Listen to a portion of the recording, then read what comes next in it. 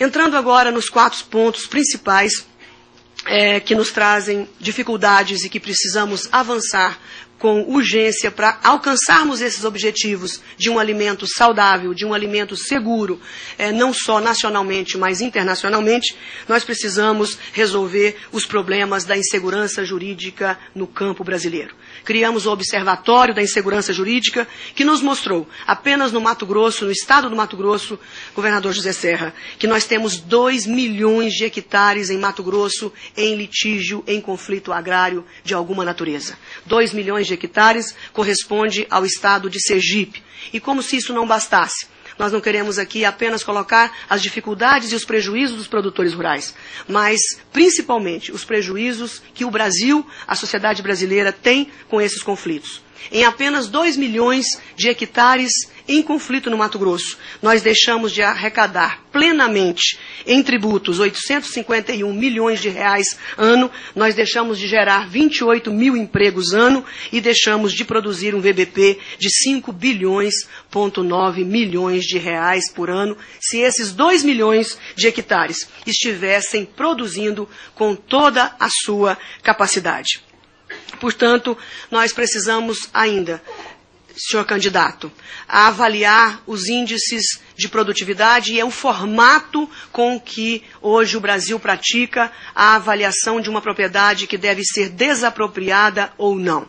Os índices de GUT e GE, dois índices simplesmente físicos, sem avaliar mercado, sem avaliar crédito, sem avaliar nenhum outro ponto imposto aos produtores rurais. E, portanto, se nós resistimos tanto às alterações dos índices de produtividade, é porque eles são injustos. Só existem para os produtores do Brasil. E isso nos tira a competitividade porque traz insegurança jurídica.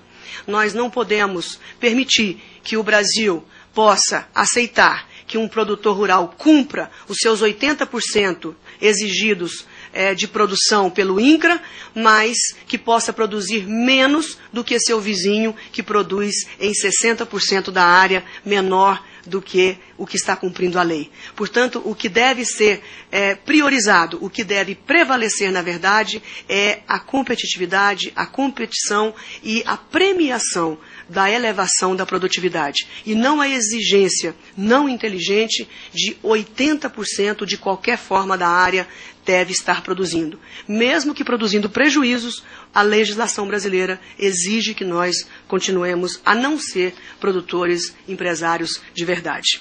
Ainda queremos aqui declarar ao Brasil que as unidades de conservação construídas ao longo de anos, quer sejam estaduais, quer sejam federais, elas não passam, a grande maioria delas, de unidades de conservação de papel. Foram criadas à revelia do orçamento da União. Portanto, praticamente mais de 80% das unidades de conservação que os brasileiros pensam que possuem como um patrimônio de preservação da biodiversidade não existem.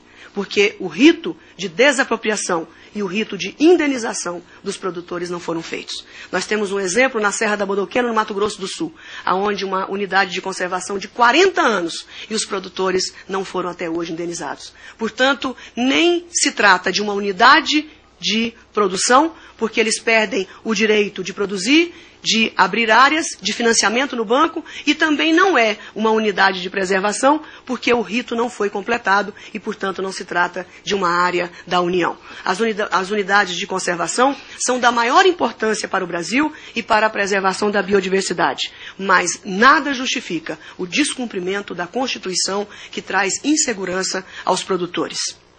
Ainda como insegurança jurídica que aqui gostaríamos de tratar.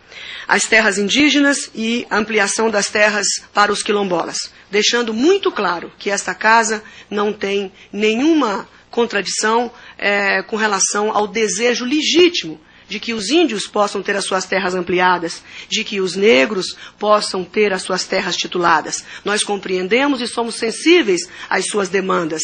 Nós só não podemos permitir que a Constituição seja descumprida, que a ilegalidade possa prevalecer no Brasil, nem por uma bandeira social. Elas estão todas travestidas, revestidas de bandeiras sociais para o descumprimento da Constituição e da lei. As terras dos quilombolas, sim. As terras dos índios, subsídios, sim, mas não a revelia da lei. Que os produtores rurais possam ser desapropriados, mas indenizados, como manda a forma da lei. A mesma coisa na faixa de fronteira, senhor governador. Há centenas, décadas, os produtores foram convocados para a segurança nacional, para participarem da segurança nacional e ocuparem as fronteiras do Brasil para que nós pudéssemos estar preservados. Portanto, hoje, uma insegurança jurídica, uma das piores do Brasil.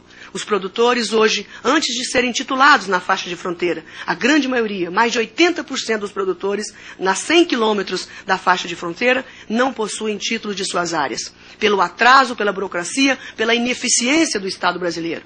Agora, portanto, há poucos anos, mudam-se totalmente o rito de titulação dessas terras e exige, antes da sua titulação, que essas terras possam cumprir os indicadores de GUT e GE da desapropriação do órgão INCRA.